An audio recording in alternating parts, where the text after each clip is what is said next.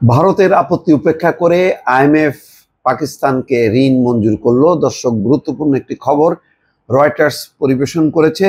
চলতি $700 কোটি ঋণ কর্মসূচির আওতায় পাকিস্তানের জন্য নগদ $100 কোটি ছাড় করেছে আন্তর্জাতিক মুদ্রা তহবিল আইএমএফ।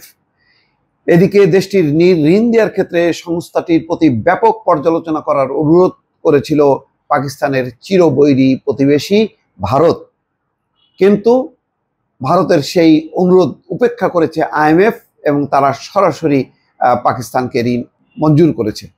শুক্রবার ওই কর্মসূচির প্রথম পর্যায়ের মূল্যায়ন অনুমোদনের পর এই অর্থ ছাড় করা হয়। পাশাপাশি নিজেদের জলবায়ু সহনশীলতা তহবিলের আওতায় পাকিস্তানের জন্য $140 কোটি ঋণ অনুমোদন করেছে আইএমএফ। তার মানে বুঝতে পারছেন দর্শক, আন্তর্জাতিক সংস্থা, বিভিন্ন দেশ ভারতকে আর গুরুত্ব দিচ্ছে না।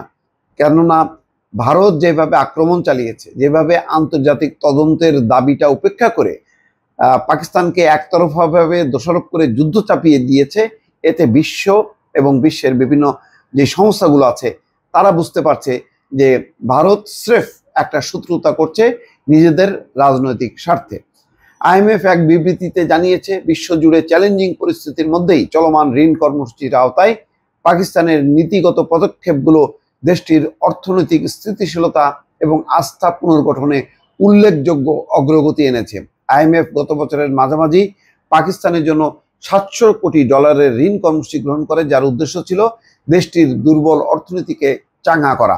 কর্মসূচির আওতায় এখন পর্যন্ত মোট $200 কোটি ছাড় করা হয়েছে। তবে জলবায়ু সহনশীলতা তহবিলের নতুন ঋণ কর্মসূচি থেকে কোনো নগদ অর্থ এখনো ছাড় করা হয়নি।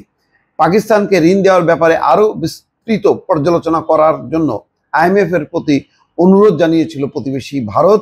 গতকাল আইএমএফ এর বোর্ড সভায় ভারত দাবি করে পাকিস্তান যে ঋণ পাচ্ছে তা সীমান্তে রাষ্ট্রীয় মদতপুষ্ট সন্ত্রাসী কর্মকাণ্ডে ব্যবহৃত হওয়ার আশঙ্কা রয়েছে। ভারতের এই দাবির জবাবে পাকিস্তানের প্রধানমন্ত্রী শাহবাজ শরীফ এক বিবৃতিতে বলেছে, আইএমএফ এর কর্মসূচি বানচাল করতে ভারতের চেষ্টা ব্যর্থ হয়েছে। পারমাণবিক শক্তিধর দুই প্রতিবেশী ভারত এবং পাকিস্তান কয়েক দশকের মধ্যে এখন সবচেয়ে বড় সংঘাতে জড়িয়েছে। পাল্টাপাল্টি আক্রমণে রীতিমতো পাকিস্তান এবং ভারত কাঁপছে। ভারত নিয়ন্ত্রিত কাশ্মীরের পেহেলগামে বন্দুকধারীদের হামলা এবং এর জেরে পাকিস্তান এবং পাকিস্তান নিয়ন্ত্রিত কাশ্মীরে ভারতের ক্ষেপণাস্ত্র হামলাকে কেন্দ্র করে দুই দেশের মধ্যে কয়েকদিন ধরে পাল্টাপাল্টি হামলা চলছে। দর্শক, এ পর্যন্ত প্রায় 50 জনের বেশি মারা গেছে। জানা গেছে, যখন আইএমএফ এর বোর্ড সভায় এই ঋণ অনুমোদন করে তখন ভারতীয় প্রতিনিধিরা সেই বোর্ড সভা বয়কট করে। তাদের বয়কট সত্ত্বেও আইএমএফ ঋণ মঞ্জুর করেছে। অর্থাৎ ভারত যেই যুক্তিতে, রাজনৈতিক সামরিক যুক্তিতে এই ঋণ বিষয়টিকে সামনে এনেছে, আইএমএফ তার সাথে একমত না।